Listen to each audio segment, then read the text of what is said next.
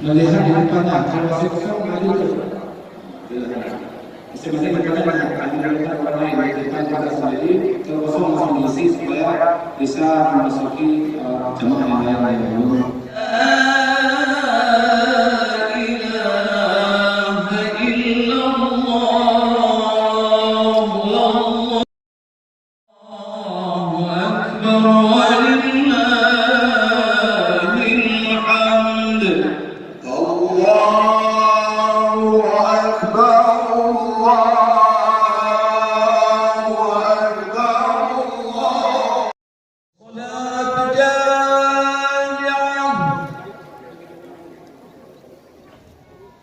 الصلاة